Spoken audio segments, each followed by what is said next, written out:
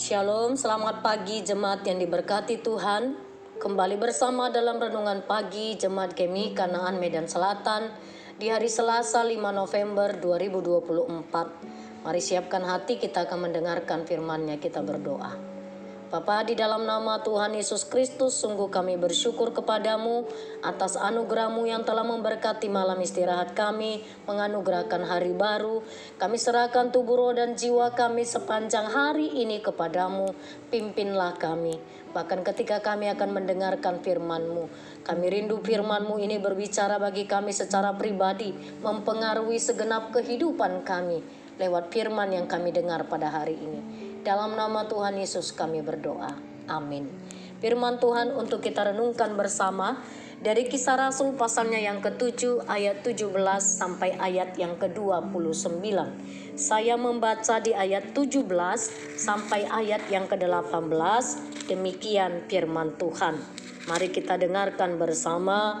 Ketika saat penggenapan janji yang diberikan Allah kepada Abraham makin mendekat, makin bertambah banyaklah bangsa itu di Mesir, sampai tampil seorang raja lain memerintah tanah Mesir, seorang yang tidak mengenal Yusuf. Amin. Jemaat yang diberkati, pembelaan Stefanus, itu yang menjadi tema firman Tuhan bagi kita pada pagi hari ini. Pembelaan Stefanus. Teks pasal 7 Kisah Rasul pasal 7 ini menceritakan secara utuh bagaimana Stefanus di hadapan Sanhedrin. Sanhedrin adalah mahkamah agama atau dewan tertinggi agama Yahudi. Sanhedrin yang terbesar itu ada di Yerusalem, bertindak sebagai instansi tertinggi dalam kehidupan internal bangsa Yahudi. Jadi sebagai lembaga tertinggi dalam masyarakat Yahudi. Dalam konteks Indonesia kita sebut namanya Mahkamah Agung. Jemaat terkasih, kita belajar dari kisah Stefanus. Stefanus adalah seorang yang penuh hikmat, penuh karakter. Tidak heran jika Stefanus dipakai oleh Allah untuk sebagai pelayan pada saat itu. Stefanus didakwa karena memberitakan keselamatan ada di dalam nama Yesus Kristus. Alih-alih kesempatan untuk membela diri di depan Sanhedrin, justru waktu itu dipakai oleh Stefanus untuk kesempatan memberitakan Injil. Bukan untuk pembelaan dirinya. Sebagai seorang terdakwa, biasanya ketika diberikan kesempatan untuk membela diri, berharap agar hukumannya diperingan atau mungkin dapat dibebaskan. Tapi tidaklah demikian bagi Stefanus. Stefanus mempergunakan kesempatan di depan mahkamah agama pada saat itu untuk memberitakan Injil. Dirunutnya mulai dari kisah nenek moyangnya. Tadi kita mendengar bagaimana dia menjelaskan Abraham, Yusuf, dan seterusnya agar mereka tahu siapa Allah yang disembahnya. Sekali lagi Stefanus menggunakan momen terakhir dalam hidupnya untuk memberitakan Injil. Bahkan ketika Stefanus akan menghembuskan napas yang terakhir, dia berseru, "Tuhan, jangan tanggungkan dosa ini kepada mereka." Stefanus menunjukkan sikap mengampuni yang sama seperti Yesus tunjukkan di atas kayu salib. Ia memohon kepada Tuhan untuk mengampuni para penuduhnya, dan ia membuat janji-janji itu dengan lantang dan di depan umum bahwa pengampunan ada di dalam Kristus, keselamatan ada di dalam Kristus.